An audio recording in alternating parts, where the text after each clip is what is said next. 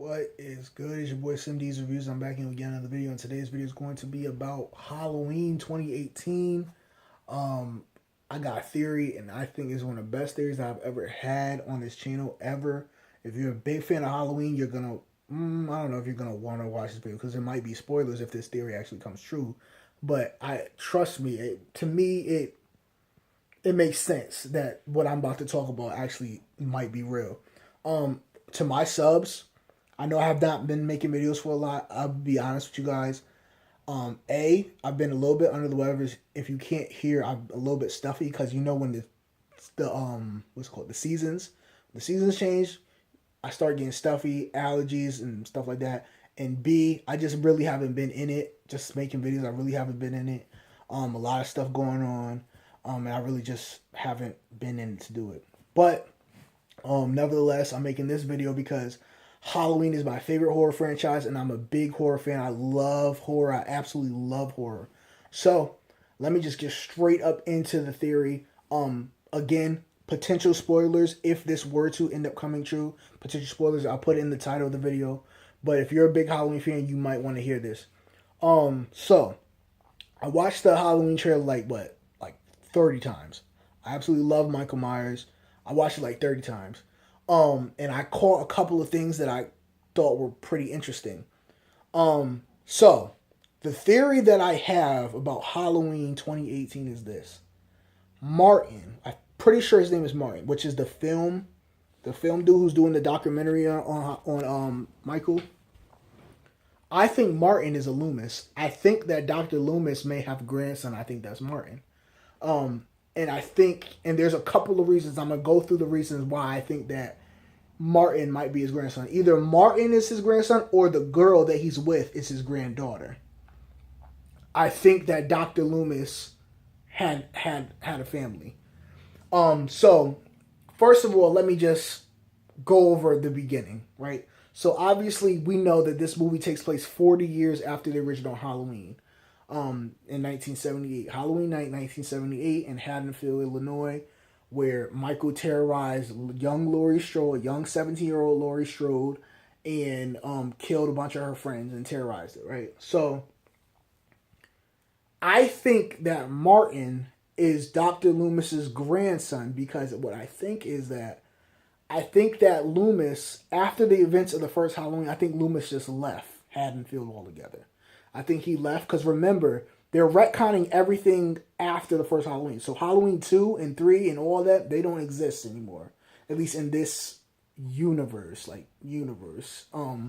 But they don't exist no more. So I think Loomis left. I think Loomis had a family because remember, since they're retconning, they can add in the fact that he had a family. They could add that in. So I think Loomis left and went back to where he's from. I'm assuming Britain. I'm assuming somewhere in Europe is where he's from. That's why he had the accent. So, which makes sense why Martin and the woman he's with also have an accent because they're from Britain. As we know, based on what, if you've done any research on this movie, you would know that they are a British film company doing a documentary on Michael Myers. Now, why? Why would a British filmographers, why would they want to do a true crime documentary on Michael Myers, an American serial killer?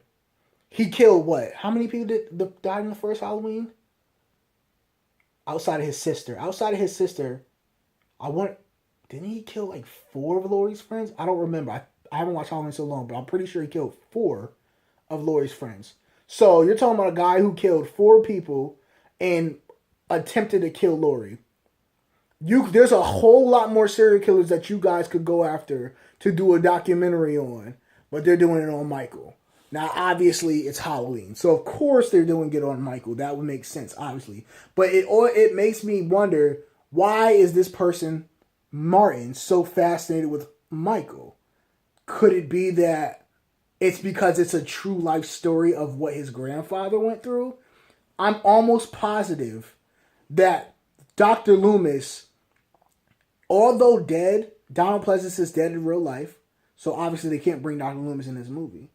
Although dead, Dr. Loomis's presence will be in this movie through his grandson, Martin. And I somewhat think Martin is kind of a villain too, but I'll get to that in a second. So, again, he's fascinated with Michael because all he's heard about through his whole life is everything his grandfather went through. Dr. Loomis had a patient who was this evil incarnate. They called him the Shape, the boogeyman, so to speak. He had this patient, and he saved this victim named Laurie Strode from his patient Michael Myers in 1978 on Halloween night. You know, like he saved her life, and you know he blew up and became the world famous psychologist because he had one of the most famous serial killers in the history. You know, and it was his patient. So I'm willing to bet that Martin's been hearing about this his whole life. Martin probably grew up hearing about it. He probably idolized his grandfather, and he probably wants the same fame and fortune that Dr. Loomis got. That's why he decided to become a filmographer. That's why he decided, I'm going to do this documentary on Michael Myers, and I'm going to go to Haddonfield, Illinois, and I'm going to do this documentary. Now, the first thing that caught my eye, or why I think that he's Dr. Loomis' grandson, is the mask. How in the hell did Martin get that mask? Now, I have a law background. For anyone who's never seen this channel before but is watching this video because they're a fan of Halloween, I went to school. I went to Penn State University, and I graduated with a law degree. I know for a fact there's no way that these people are going to come from Britain or wherever they're from in Europe and go to Haddonfield and be able to get that mask out of evidence. There's no way. Not only do they have the mask, but furthermore, they go and not only get the mask, but bring it to Michael. No way. Unless they paid someone off to get that mask out of the evidence locker, there's absolutely no way possible that they will be able to get that mask. Unless the night they caught Michael, the police gave that mask to Dr. Loomis. And Dr. Loomis had the mask. And that's how Martin was able to get his hands on the mask. Because Dr. Loomis already had it. So it was part of his grandfather's things. His grandfather, kept these things in storage. Dr. Loomis kept these things in storage. He took the mask from wherever he's from. He brought it back to Haddonfield. And he brought it to Michael. Like, Michael, I think this is something you might want to see. There's no way that they will be able to get that mask out of evidence. No way. There are so many different, oh my gosh, legal jump ropes that you would have to go through to be able to get that mask out of storage or evidence and bring it to, not only get it out, but bring it to the murderer who it belonged to. There's no way that they would have been able to get that mask. So that's my first reason why I think that he's Dr. Loomis' grandson. Second reason, how convenient. He's doing this documentary on Michael Myers, right? And based on the trailer, it seems as though they're going to be moving Michael Myers to another facility. So how convenient that while he's doing this documentary, he happens to go to Haddonfield around the same time that Michael is being moved. And not only does he happen to go around the same time that Michael's being moved, but the bus that Michael's on happens to crash. Now, this goes back to what I was talking about at the beginning of the video when I said I think he's kind of a villain. I think that Martin set this whole thing up. I think he set this whole thing up. I think that he's the one who caused the crash of the bus that Michael gets loose on. I think he set the whole thing up, but what he's not taking account for is Laurie. Because obviously we know that Laurie's like this warrior in this new movie. She's like, I've been waiting for Michael this whole time. I've been waiting for him to get out so I could kill him. Like, Laurie's a warrior. So he wasn't expecting her to be that way. And another thing that caught my eyes, if you guys watch the trailer when he goes to Laurie's house and Laurie says to him, "Do you believe in the boogeyman?" And he laughs at her. Like, no, I don't believe in the boogeyman. How do you not believe when she actually lived through this? Not only did she live through this, but you're documenting it. So you have to know the story of Michael because you're documenting it. You have to believe that what he did actually occurred. Unless you're documenting it just to say, oh no, it's fake, it never happened. Which obviously that doesn't make any sense. I think he set all of this up. I think he wants fame and fortune like his grandfather, Dr. Loomis. I think he set it all up. I think he set up the crash. I think he set everything up so that Michael could get loose, go after Lori. And I think what they're going to do is that there's going to be a big plot twist at the end where he announces and informs everyone that he is indeed Dr. Loomis's grandson. And he set the whole thing up so that he could kill Michael, and then when he kills Michael, then he would get all the fame and fortune that his grandfather got. Because imagine this, filmographer who's doing documentary on serial killer happens to be grandson of the man who saved the original serial killer's original victim 40 years earlier. That would, what? You're talking about book deals. You talking about people gonna want to work with him like crazy. He will blow up, rich and famous, if he happened to be Dr. Loomis's grandson. He will blow up because how convenient is it that the guy who is Dr. Loomis's grandson comes back 40 years later when Michael Myers escapes, and not only does he save the day, but he also does what his grandfather was not able to do, and that's kill the boogeyman, the shape himself, Michael Myers. He is Dr. Loomis's grandson. I'm calling it right now. No one else has made no video saying this. If you hear someone else say this, you remember you heard it here first.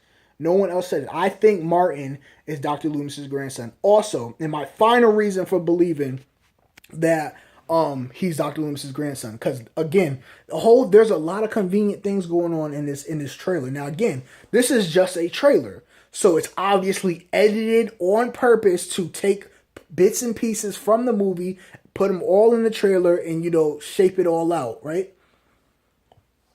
The part where they're off the bus, all the people from the bus are off the bus walking in the dark, and the boy says to his dad, he says, "Dad, watch out."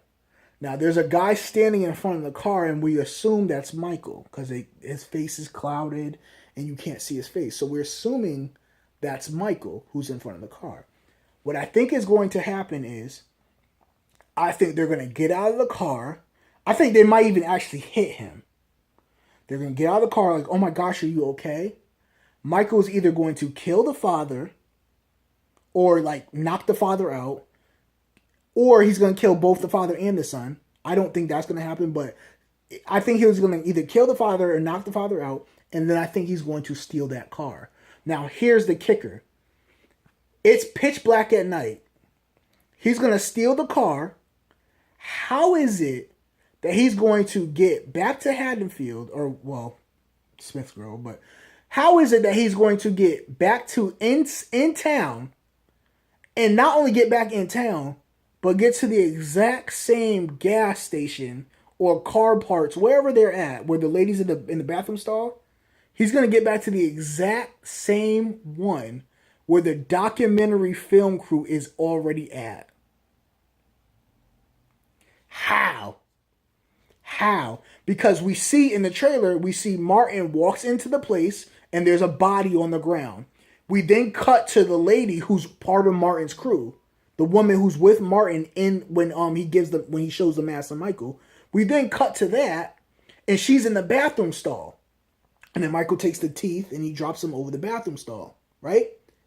So I'm assuming she's gonna die. Now remember, I said she actually could be Dr. Loomis's granddaughter, and Martin could just be a pawn in her game. I don't think that's the case, but that could be it. She could be Dr. Loomis's granddaughter, and like I said, Martin could just be a pawn. But I think Martin's the grandson. But how convenient! Michael ends up in the same exact gas place, same exact rest stop. I think he's gonna kill her, and then gets his mask at the same exact place. Now, I'm assuming that they edited it, but I'm assuming that it's all one scene. Here's the reason why I believe it's all one scene. Because it's sunlight out. The sun is out. The scene when he puts on the mask, the sun is out. And the sun is out when they're at the gas place where she's in the bathroom stall. And when Martin walks in and sees the body on the ground, the sun is out. So I'm assuming because the sun is out, it's all the same scene. Right? So how convenient that he ends up in the same exact place, with the same exact film crew doing the documentary on him, and he gets his mask back at the same place that they're at. I think Martin is Dr. Loomis's grandson. I think he's his grandson, and I think he set this whole thing up. There's too many conveniences for all of this stuff to not somehow attach to each other. There's too many conveniences. But again, Martin did not take into consideration Laurie and the fact that Laurie's a gangster in this movie. He didn't take that into consideration. He's going to want to be the hero of this story, but Laurie is going to come out being the hero. Either there's one of two things that's going to happen. Laurie's going to kill Michael, or Michael's going to kill Laurie. Or a third, they're going to kill each other. So I could see something like, Michael stabs her, and then she's like, and then she has a gun on her and she shoots him in the head. I could see something like that happening. But one of those three things is going to happen. Or Michael survives and they have a brand new trilogy, which I don't know without Laurie. I mean, they could do it. They could pull that off. They did that already with, Halloween 4, 5, 6. They did that already without Laurie. So they could do that again. But who knows? But yeah, that's my theory. So, if you're a fan of Halloween, let me know down below how you feel about my theory. Let me know if you think that Martin is Dr. Loomis's grandson. And also, matter of fact, I forgot to say this. If you think about it, Laurie was 17 years old in the events of the first Halloween. This is 40 years later.